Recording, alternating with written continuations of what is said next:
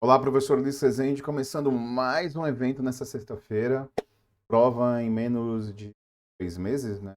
É dia 27, a prova é dia de abril. Temos um pouquinho aí, menos de 3 você. E eu vou trabalhar com vocês hoje um tema que é certo, um tema que não tem como não cair em prova. São as funções e caracterização do Banco Central do Brasil. Vem comigo, eu estou sem retorno aqui do chat, mas vamos embora. Importante o conceito teórico. Professor Luiz Rezende, muito prazer para quem assiste. Instagram é prof.luiz.z.resenha.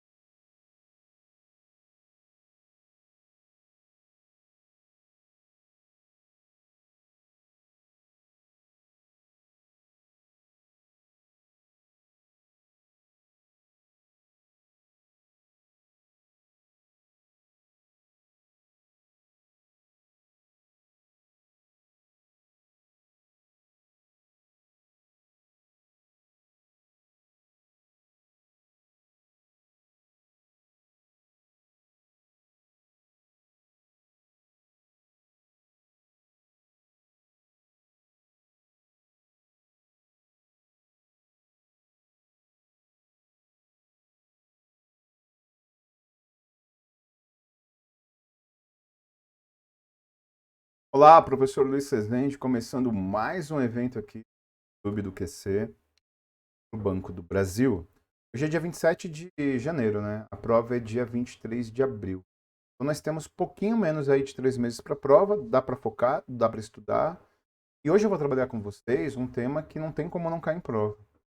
Um tema que teve 3 questões nas provas de 2021, caiu agora no Banrisul domingo passado, e é um tema que você, como agente comercial do Banco do Brasil, vai trabalhar todo o tempo, que é o Banco Central do Brasil e as relações com o Banco Central do Brasil. Então eu estou sem retorno aqui do chat, me desculpem, estou aqui num programa que tem o retorno do chat, mas o importante é a gente trabalhar o conteúdo. Estou à disposição de vocês no Instagram, prof.luiz.z.resende com Z, no meu Telegram, só procurar lá Máfia do Resendão. Recorrentemente eu deixo questões, link para aula, vale muito a pena. Então vamos lá. Para quem está assistindo a aula pela primeira vez, muito prazer, professor Rezende. Meus velhos conhecidos que ficam aqui trabalhando, que ficam aqui assistindo às aulas, olá novamente. Então vamos lá, vamos trabalhar. Bom, o Banco Central do Brasil, como vocês sabem, ele faz parte da estrutura do Sistema Financeiro Nacional. Cuidado com o que eu vou dizer agora. O que eu vou apresentar agora é um elemento de muito, muito, muito erro. É o seguinte: dentro do Sistema Financeiro Nacional existe o subsistema normativo e existe o subsistema de intermediação.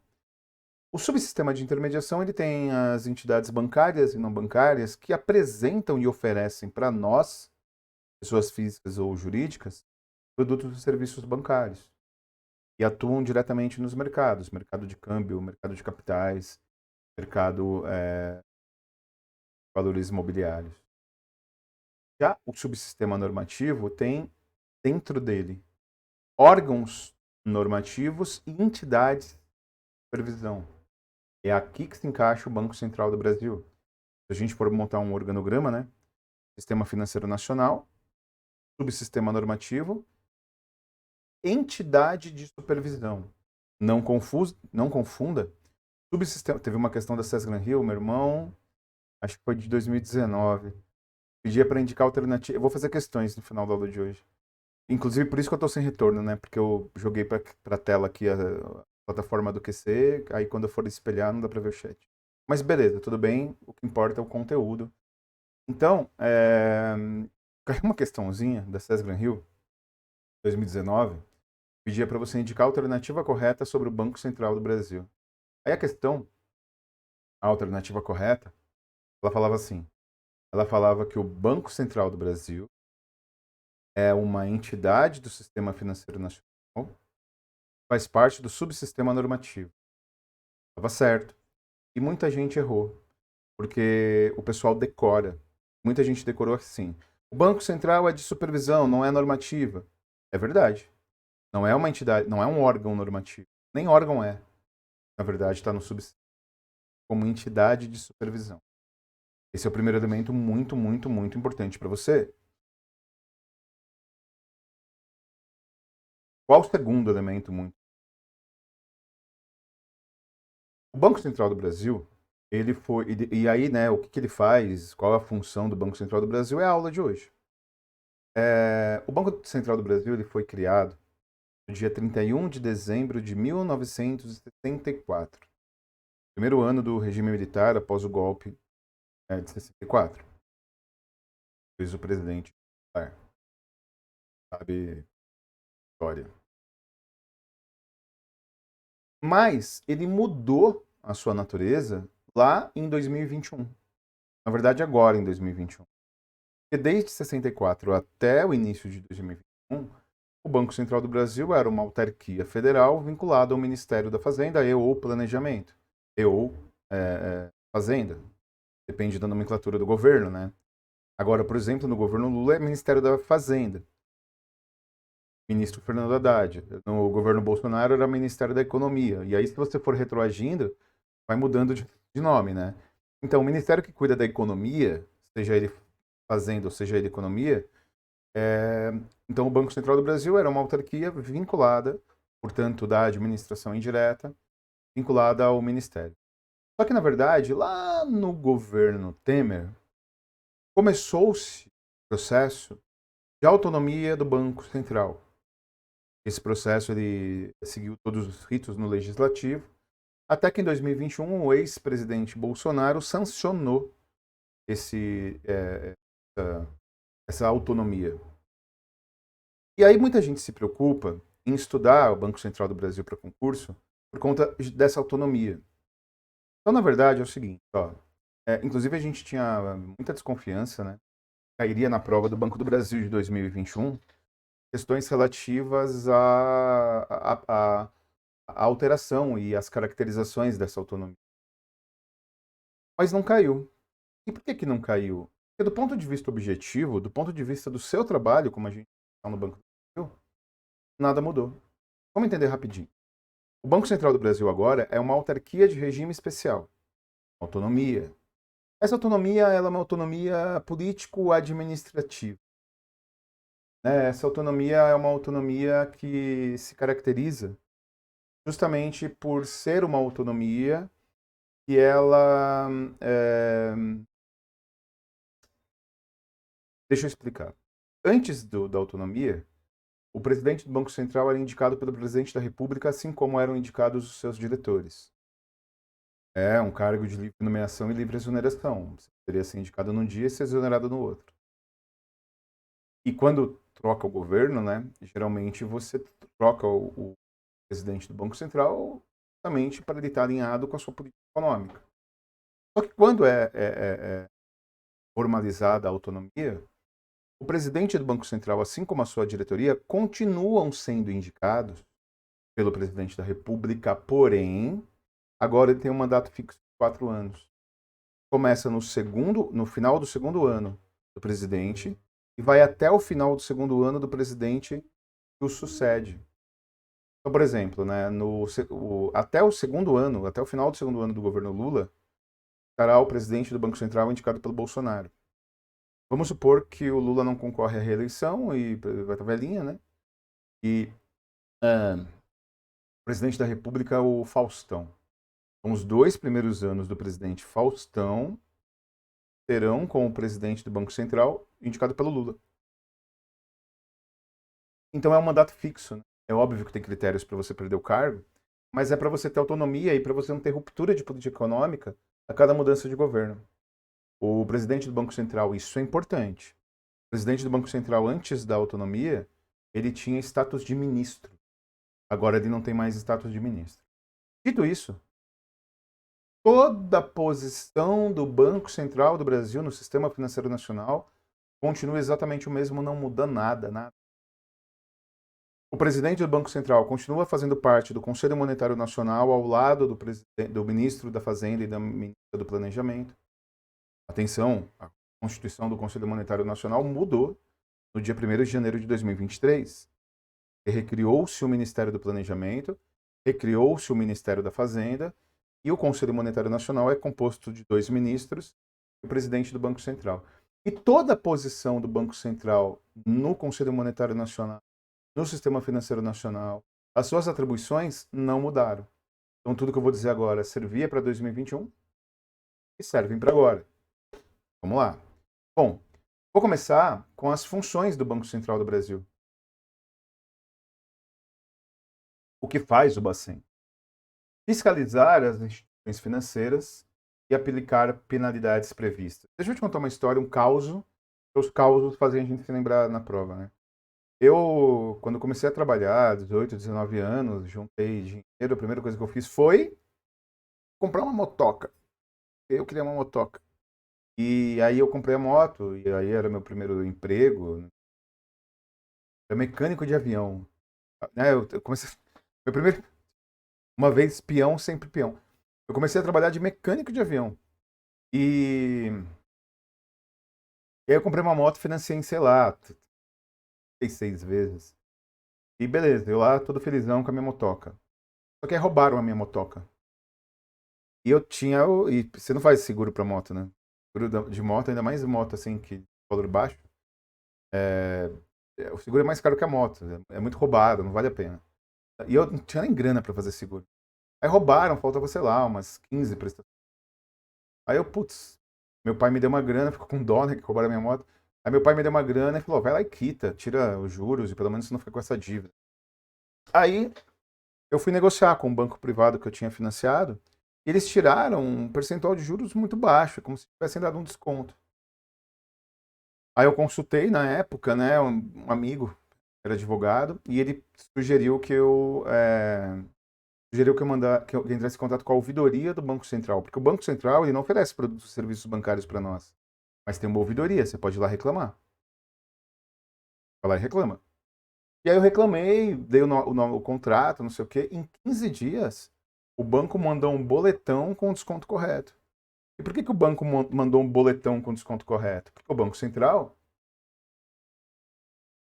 ele fiscaliza, e caso você não cumpra as regras, a instituição ela pode ser punida. Em última análise, pode inclusive ser proibida de exercer suas atividades. Administrar a dívida interna. Existe a dívida interna do país, né? A dívida da União, dos entes com a União. Quem administra, porque na verdade existem personalidades jurídicas diferentes, com previsão orçamentária diferente, né? Estados, municípios, parceria público-privada. Então tudo isso é administrado do ponto de vista financeiro pelo Banco Central. E esse tipo de questão vai cair para você. Ouve o que eu estou falando. Esse tipo de questão vai cair para você. Ficar muito esperto com Administrar a dívida interna, controlar e fiscalizar o crédito. Isso tem direta relação com a taxa básica de juros da economia, a taxa Selic. Eu não vou trabalhar a taxa Selic agora. A taxa Selic, que é a taxa referencial de juros da economia brasileira, é definida pelo Copom, pelo Comitê de Política Monetária, que é um comitê interno do Banco Central, só que isso nós falamos quando falamos de política econômica. Então só fica aqui um adendo, né? Guarda essa informação. Guarda a seguinte informação. Quando a gente fala que o Banco Central ele fiscaliza o crédito, é através de várias ferramentas como o redesconto, é um empréstimo que o Bacen faz para os bancos, reservas compulsórias, que é um percentual que os bancos privados do nosso depósito depositam lá no Bacen para resguardar a liquidez bancária. E praticamente o que controla e fiscaliza o crédito é o redesconto, reservas compulsórias, mas também a taxa básica de juros da economia brasileira. Esses três elementos combinados fazem o controle de fiscalização do crédito, temas que nós tratamos nas aulas com os seguintes. Autorizar o funcionamento da instituição financeira. Vamos supor que eu queira abrir o Banco Panda. Beleza. Então eu vou lá no Banco Central, solicito início do processo de autorização, eu cumpro um rito que, segundo o próprio Banco Central, no mínimo dura 2 anos, né? E aí ele autoriza ou não a instituição financeira a atuar, o banco a atuar. Inclusive tem duas situações novas, né? Bancos digitais e banco gringo. Banco gringo já está no Brasil faz algum tempo, né? Vídeo Santander. Eu lembro que meu pai, quando eu era molecote, ele trabalhava numa empresa e ele recebia no BFB, Banco Francês e Brasileiro. Nem sei se tem mais esse banco no Brasil. E na Avenida Paulista, aqui em São Paulo, tinha a famosa sede Bank, né? Um prédio lindo, azulzão. Nem sei também se tem mais. Não. Mas Citibank, ele tinha uma sede enorme, gigantesca na Paulista. Tem o Santander, Mike, percentual de mercado muito alto. Então, o Banco Central do Brasil, baseado nos acordos de Basileia, são acordos que foram criados lá nos anos. Pessoal, deixa eu falar uma coisa. Tem vantagens, tá sem o chat aqui. A desvantagem é que a gente não interage, mas a vantagem é que é como se fosse uma aula do curso aqui do QC, né? Conteúdo, conteúdo, conteúdo. Então, enfim. Digam aí o que vocês acharam, escrevam para mim lá no Instagram, escrevam aqui depois quem estiver assistindo essa aula no futuro, não ao vivo. Então, quem não estiver aqui no dia 27, estiver depois assistindo, diz aí.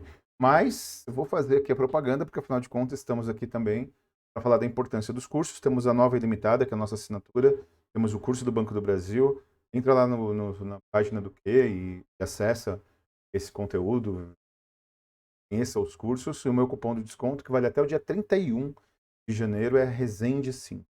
Resende com Z. Queria falar uma coisa importante. Então, existem processos diferentes, né?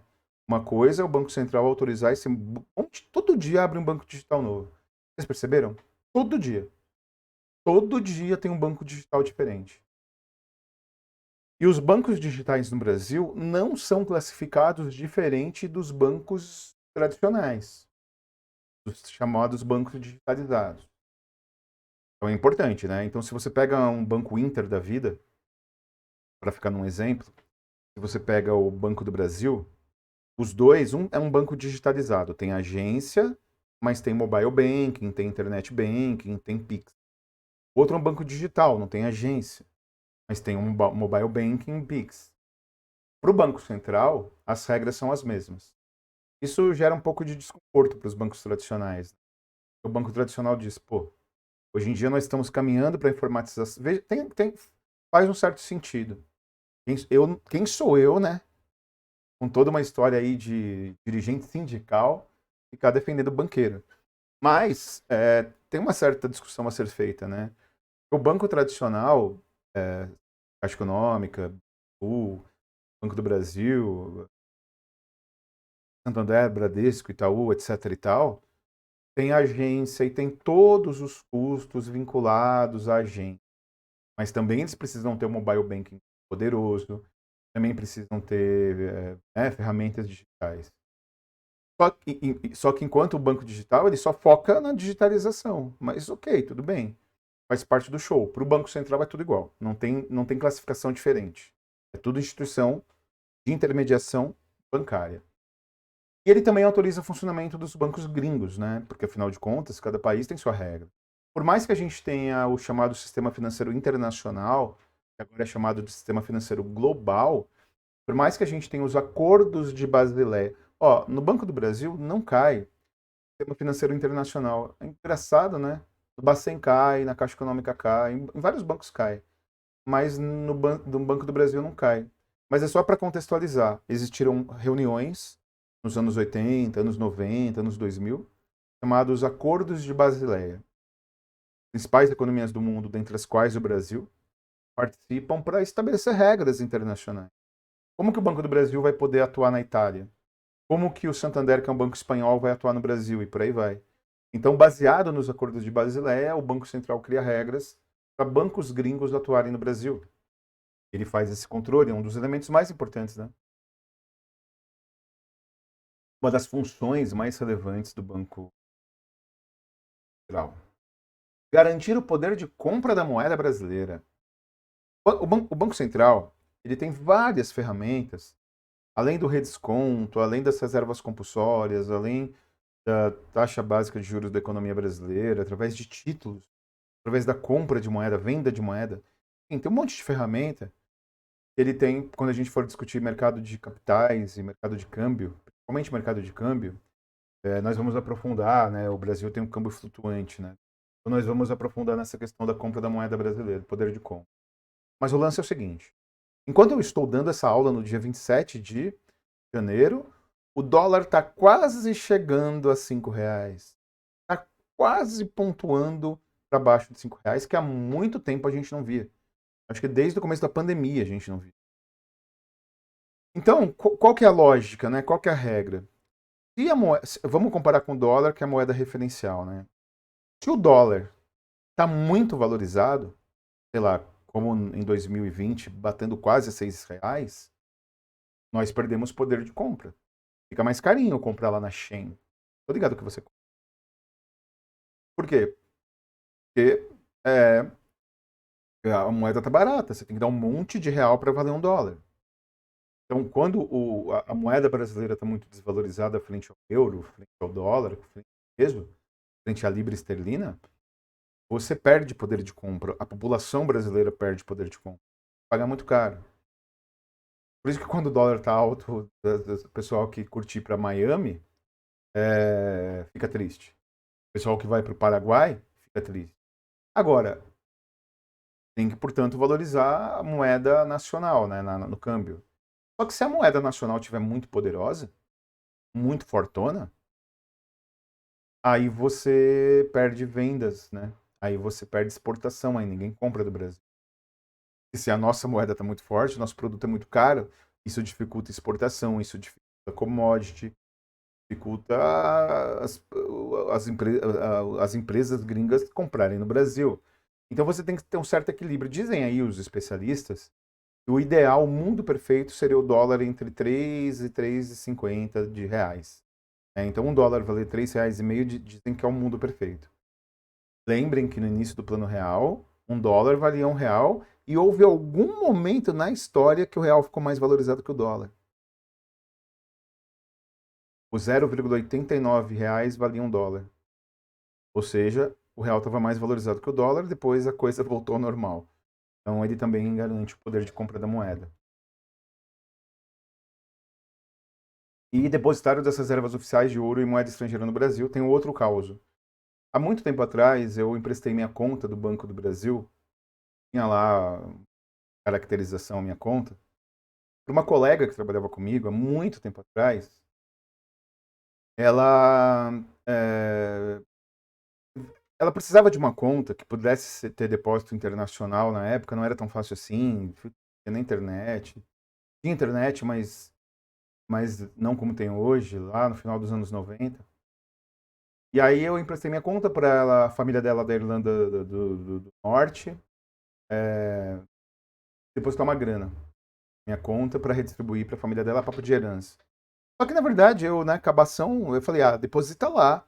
E sei lá, como se fosse hoje assim, depositou uns, sei lá, 800 mil reais. E se hoje, para mim, na atual fase da minha carreira, já seria um valor muito, muito alto para depositar sim de cara na minha conta, você imagina no início da minha vida profissional. Era uma coisa mais gritante ainda, né? Se fosse hoje, não que eu ganho 800 mil reais por mês, mas se fosse hoje, pela minha renda, vender um apartamento, sei lá. Agora, naquela época, não tinha justificativa nenhuma.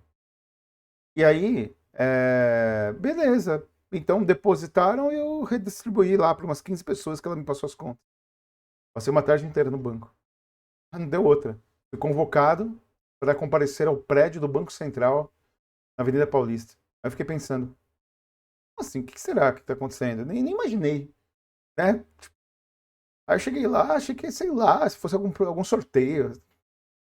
E aí, na verdade, eles estavam investigando lavagem de dinheiro. Era uma movimentação, enfim. E aí eu expliquei tudo, aí o parente dela foi lá na embaixada fazer um documento. Então esse que é, né, o depositário. Quando a gente fala que é o depositário e o fiscalizador.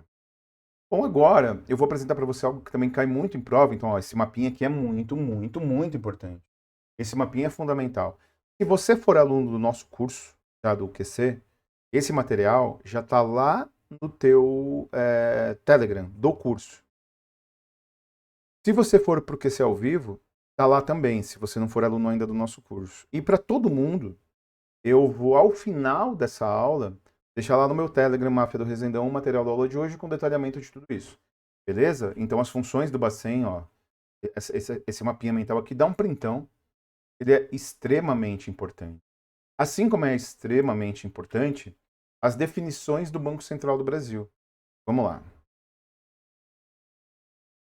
O Banco Central do Brasil ele tem várias definições, porque ele tem várias caracterizações, né?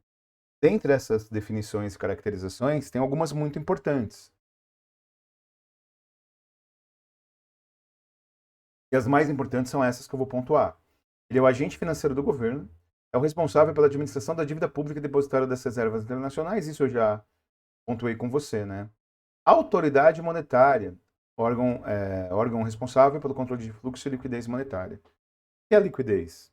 É a minha capacidade de transformar em moeda líquida para pagamento o meu patrimônio. Então, por exemplo, vamos supor que eu tenha um carro, uma casa, e um carro e uma casa. Só que o carro, uma casa e um investimento. Então você pensa, esse cara tem alta liquidez, se ele precisar fazer dinheiro, ele faz dinheiro rápido. Aí você vai olhar, o meu carro é um carro de 56, de colecionador, super difícil de vender. A minha casa fica num lugar super periculoso, vou deixar à venda, vai ficar 10 anos para vender. E o meu investimento é um CDB com um vencimento em 2028. E aí? Como que eu vou ter liquidez para arcar com a minha responsabilidade amanhã? Vai rolar. Agora, se eu tiver um carro que é facilmente vendido, se eu morar numa casa que ela é num lugar super concorrido, se eu tiver um CDB com saque imediato, sem desconto, tenho alta liquidez. E os bancos precisam ter liquidez para arcar com as nossos investimentos, né? Então, nesse sentido, o Banco Central do Brasil ele olha para a liquidez monetária e para o fluxo econômico do Brasil. Operações de. Ó, esse tópico 3 aí, ele é muito importante, porque a gente vai ter que aprofundar na próxima aula, né? Próxima aula ao vivo que eu vou dar semana que vem, eu não tenho dia aqui ainda, mas na semana que vem eu tenho uma outra aula ao vivo. Nessa outra aula ao vivo da semana que vem de conhecimentos bancários, vai ser a continuidade dessa. Porque afinal de contas tem muita coisa para falar do Bacen. Mas esse tópico 3 aqui é um dos mais importantes. O Banco Central, ele é conhecido, isso cai muito na Cesar Hill, como Banco dos Bancos. Por que ele é conhecido como Banco dos Bancos? Porque ele tem duas ferramentas que são ferramentas do sistema financeiro, que são redesconto e recolhimento compulsório. O que é isso? Redesconto e recolhimento compulsório. Vamos lá. O Banco Central ele tem que prezar pela saúde financeira das instituições. Claro, tem que olhar para as instituições e olhar para a saúde financeira delas. Prezar pela saúde financeira dela. Imagine se um banco. E os bancos quebraram ao longo da história, né? Banco Santos, Banco Cruzeiro do Sul, só alguns que eu me lembro de cabeça. Então, você imagina se começa uma quebradeira nos bancos. O sistema financeiro vai olhar desconfiado para o Brasil. Vai ficar ressabiado. Não vai querer ter relacionamento bancário com o Brasil. Então, o Banco Central, ele é o banco dos bancos porque ele preza pela saúde financeira dos bancos. E aí, ele tem uma ferramenta chamada recolhimento ou reservas compulsórias. E o que é o recolhimento compulsório? Todos os depósitos à vista que nós fazemos nos bancos, todo o dinheiro que você põe lá no banco, cerca de 30%, esse percentual sempre muda, né? Cerca de 30%, cerca de um terço, um pouquinho menos, 30%, o banco é obrigado a depositar lá no Banco Central. Banco do Brasil, todo mundo. Banco digital. É como se o Banco do Brasil pegasse. Porque como que o banco ganha dinheiro? Eu já te falei isso. Ele pega a grana de quem investe, é um agente superavitário, empresta para o agente deficitário, que quem precisa de dinheiro. Quem precisa de dinheiro paga R$ 20 por mês de juros. Só que quem investiu tem lucratividade de R$ 10 por mês. E onde fica esses R$ 10? Banqueiro. Assim. Então, sempre a taxa de juros é maior do que o resultado do investimento. Então, o banco ele empresta o nosso dinheiro. O problema, assim, parece um mundo perfeito, né? A Maria, ela investiu, fez lá um CDB, Certificado de Depósito Bancário, um investimento. Esse CDB que a Maria fez, dá para ela R$ 1.000, caralho. Dá R$ 100 por mês de lucro. Investimento, de resultado de investimento. Só que o João, ele precisa de grana, ele fez um CDC, um certificado de um crédito direto ao consumidor, ele pegou grana. Só que o João, ele paga 120. E aí o dinheiro da Maria foi investido para o João. Só que o João, ele paga 120 por mês de juros, né, na parcela do empréstimo. Aí eu pego 100, e o João pagou, deu para Maria, pro lucro dela, e vintão, bebê, fica para mim, banco. Perfeito. Pode parecer um mundo perfeito se não houvesse algo chamado inadimplência. E qual é o problema da inadimplência? O problema da inadimplência é a própria inadimplência. Se a inadimplência é muito alta, e se os devedores param de pagar, como que o Banco Central vai pagar para quem fez investimento? Então é justamente para garantir a saúde financeira e para os bancos arcarem com as suas dívidas que existe esse recolhimento compulsório. É a mesma coisa que quando você começa a trabalhar, a sua mãe diz assim, deixa eu guardar um pouco de dinheiro, senão você vai para a noite, vai beber tudo com seus amigos. Minha mãe, pelo menos, tentava fazer isso. Então, é exatamente esse exemplo. E aí tem o redesconto. O que é o redesconto? E por que o Banco do Brasil, o Banco Central é o banco dos bancos? O redesconto, ele se caracteriza por ser um empréstimo que o Banco Central faz para os bancos que precisam de mais liquidez para emprestar mais dinheiro. Porque se essa conta não estiver batendo, e o total de pessoas que pagam o empréstimo tiver muita inadimplência, o banco não vai ter gordura para ganhar dinheiro. Porque tudo que entra ele vai ter que pagar para quem está investindo. Aí, e outras, né? Tipo, sei lá, ele é balista de garantia do sistema financeiro. Mas, enfim. Então, ele precisa ter fôlego para emprestar mais dinheiro. Aí, ele pega o redesconto. Mas o redesconto é o empréstimo que o Banco Central faz para os bancos comerciais, públicos e privados, só que é muito caro. É tipo, última hipótese. Última hipótese. Sabe aquela pessoa que você não quer falar para pedir um favor? Porque você sabe que ela é chata, vai ficar te cobrando. É só na última hipótese? Pois é, se o banco pega o redesconto, ele já não está bem. Ele já não está legal. Ele já tem problema.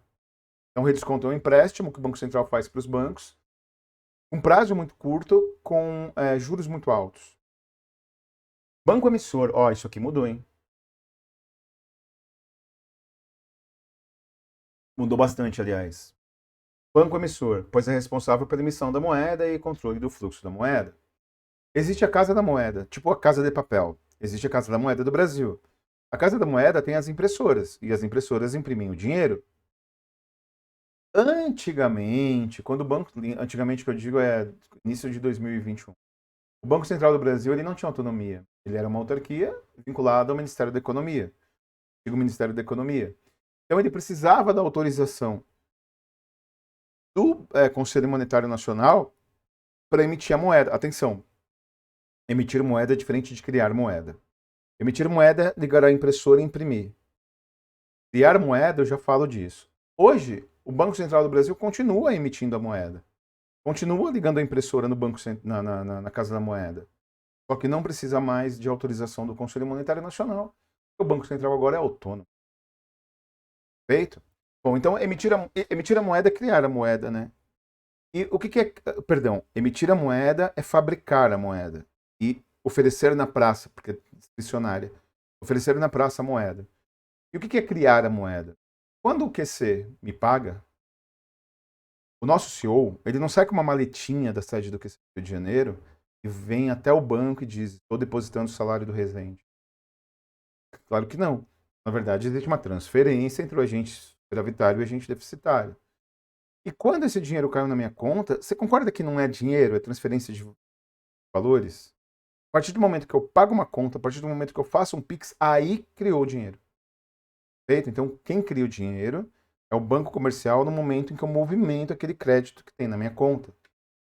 Gestor do Sistema Financeiro Nacional. Então, essas são as características do Banco Central.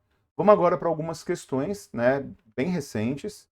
Deixa eu pôr aqui a plataforma. Cadê a plataforma? Deixa eu pôr aqui a plataforma. Cadê essa questão? Ah, tá aqui. Vamos para a plataforma para a gente resolver as questões, trabalhar as questões. Cadê as questões? Aqui, achei. Um monte de janela aberta. Pessoal, eu peguei algumas questões, todas da Cesgran Hill e todas do último ano. Para a gente resolver, para que vocês percebam como esse tema cai na prova. De novo, cadê? Ah, agora sim. Ufa, depois de muita batalha, achei aqui. Porque eu estava com várias janelas abertas. Então, eu vou resolver as questões e comentar com vocês sobre essas questões para a gente verificar como esses temas caem em prova. Primeira questão.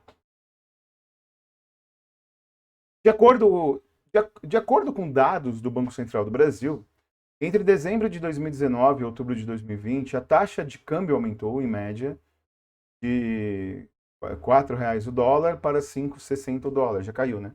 Representando uma depreciação de 37% da moeda brasileira em termos nominais e 35% em termos reais. Considerando os fatores que determinam as alterações na taxa de câmbio ao longo do tempo, a depreciação observada, essa questão é uma questão sobre o mercado de câmbio. A moeda brasileira ficou desvalorizada, o Banco Central que identifica isso. Por que razão? E aí você vai perceber que o Banco Central ele é citado em questões mais variadas. O Banco Central é citado em questões de moeda, é citado em questão direta. Eu estou te apresentando várias formas que a Cesgran Hill cita o Banco Central. Entrada líquida expressiva de dólar no país. Não, se entra muito dólar no país, o dólar diminui sua importância. Porque tudo que tem muito não vale. Por que mato não vale dinheiro e por que ouro vale dinheiro? Porque é raro. Venda de reservas internacionais também não.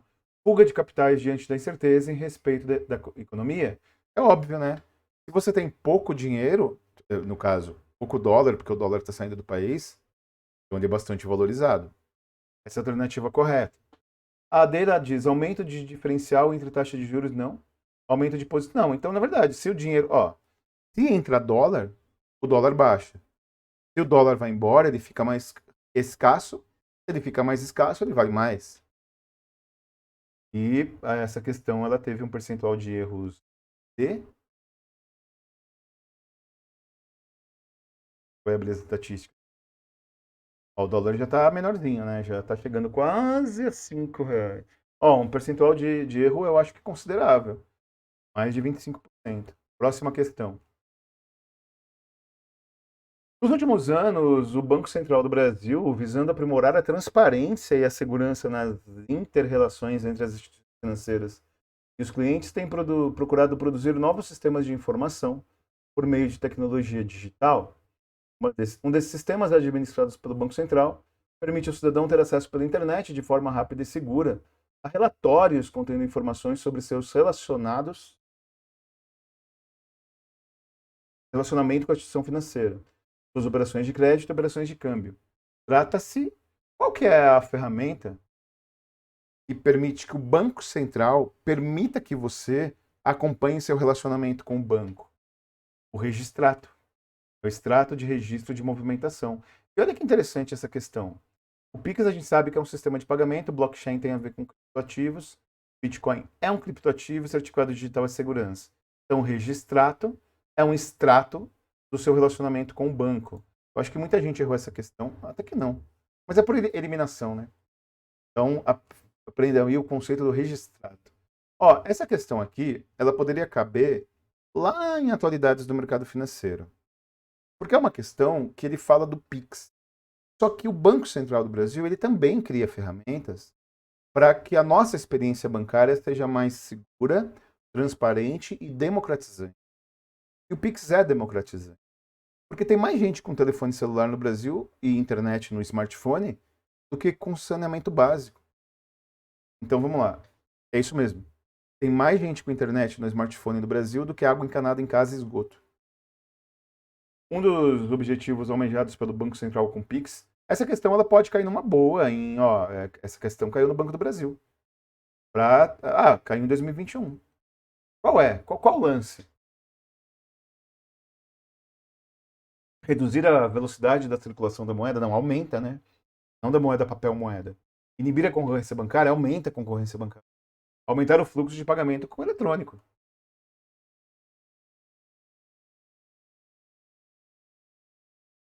Não, diminui, né? Disseminar os fluxos de pagamento de forma eletrônica. Olha a diferença entre A, C e a D. Aumentar o fluxo de pagamento com cartão eletrônico, o Pix ele diminui o pagamento com cartão eletrônico. Aumentar o número de intermediários, não, você diminui, né? Então acho que pouca gente. Não, teve um percentual de erro grande até, hein? Me surpreendi. Alternativa correta: disseminar o pagamento eletrônico. Próximo. Ó, outra questão sobre o registrato. Interessante. Outra questãozinha de 2021 sobre o registrato. O registrato é um sistema criado em 2014 pelo Banco Central. Permite ao cidadão ter acesso pela internet a relatórios contendo informações sobre. Então, esse registrato provinha de agente comercial.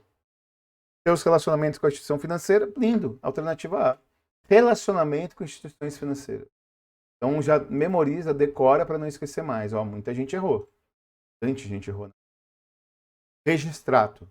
É o extrato do registro do seu relacionamento com o banco que o Banco Central permite que você visualize. A última questão. Ó, essa questão é uma questão direta. Por isso que eu falei para você das funções do Banco Central. Porque a Cés Gran Rio, ela monta essas questões aqui, ó. A gente chama de questão direta. Prova do Banco do Brasil de 2021.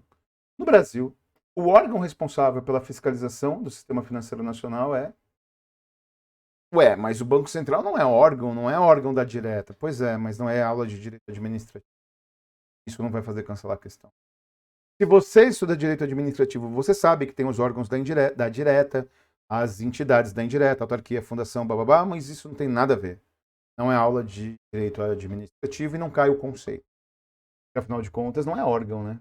Então é o Banco Central, né? O Conselho Monetário Nacional é a autoridade máxima. O Ministério da Economia nem existe mais, é o Ministério da Fazenda. O Banco do Brasil é uma instituição de intermediação. BNDES é um banco de desenvolvimento. Então é o Banco Central do Brasil. E espero que... Nossa, teve bastante erro. Muita gente apontou a alternativa A. Não. O Conselho Monetário Nacional é um órgão normativo. Ele cria as regras e as normas. Ele não fiscaliza nada. Quem fiscaliza é o Banco Central. Bom, pessoal, desculpem não ter o chat, mas isso permitiu que eu desenvolvesse mais teoria. Muito obrigado pela sua presença na minha aula, pela sua paciência. Eu tenho um convite para você. Hoje, às 21 horas, ao vivaço, eu vou estar no chat. Eu tenho uma aula de redação, né, retrospectiva de atualidades, melhor dizendo. Meu encontro semanal, que eu dou dicas culturais, fatos da semana. Hoje eu vou falar de tecnologia. Tema super importante, super relevante, inclusive para a sua redação e para atualidades do mercado financeiro. 21 horas aqui no YouTube do QC. Estou te esperando.